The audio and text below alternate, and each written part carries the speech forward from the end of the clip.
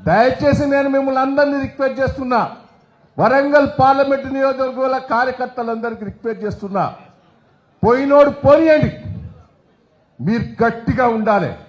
ఏదో సల్లబడ్డట్టు, ఏదో వాళ్ళకి భయపడ్డట్టు ఉండొద్దు. లేచి ఎగుతూనే ఉండాలి బిడ్డ. నిన్న కేసీఆర్ గారు దేవురుప్ల కొత్త ఎట్లయితే హుర్రూతలు ఊపారో ఆ ఊపు జరగాలి. నేను ఒకటే మిమ్మల్ని అందరినీ రిక్వెస్ట్ చేస్తున్నా, ఇవాళ నాకు ఇష్టం లేదు. నేను హరిశన్నకు చెప్పిన, నాయన కేసీఆర్ గారిని బిడ్డం పెడితే మనం థర్డ్ పొజిషన్ ఉంటాం. కేసీఆర్ గారిని బిడ్డం పెడితే మనం థర్డ్ పొజిషన్ ఉంటాం. కేసీఆర్ గారిని బిడ్డం పెడితే మనం థర్డ్ పొజిషన్ ఉంటాం. అదే కడియం శ్రీహరి గారి బిడ్డను పెడితే థర్డ్ పొజిషన్ ఉంటాం. ఆగాగు నేను ఒకటే ఆగాగు ఆ థర్డ్ పొజిషన్ ఉంటాం. మీరు పెట్టొద్దని రిక్వెస్ట్ చేసిన ప్రెస్ మీడియా వాళ్ళకి రిక్వెస్ట్ చేస్తున్నా.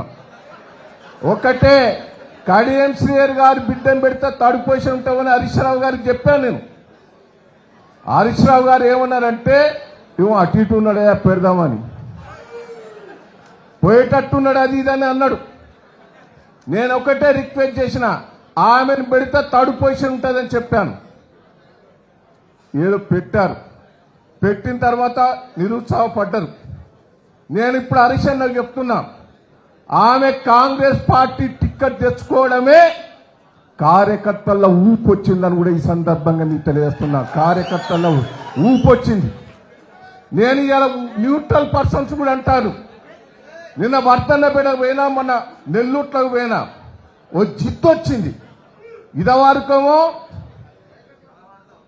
ప్రభుత్వం చెయ్యలేదు, కాంగ్రెస్ ప్రభుత్వం పనులు చేస్తలేదని జనంలో కొంత నిరుత్సాహం ఉండే. రుణమాఫీ చేయలేదనో, రైతు బంధు సరిగ్గా ఇయ్యలేదనో, పెన్షన్లు ఇయ్యలేదనో, మహిళలకు 2500 ఇయ్యలేదనో, ఇన్ని తీర్ల తులం బంగారం ఇయ్యలేదనో అసంతృప్తి ఉండే. ఈరోజు ఆ అసంతృప్తితో పాటు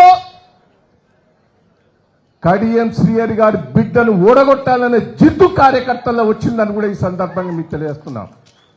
దయచేసి నేను హరీష్ అన్నకు చెప్తున్నా, ఎట్టి పరిస్థితుల్లో వరంగల్ పార్లమెంటు మీరు ఎవరికి ఇచ్చినా పర్వాలేదు.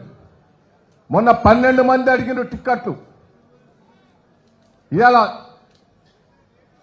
ఈమె అవునూరుతోటే 25 మంది టిక్కెట్లు అడుగుతాను. ఇప్పుడు ఇంకా పెరిగినాయి, లీస్ట్ వచ్చింది నా దగ్గరికి.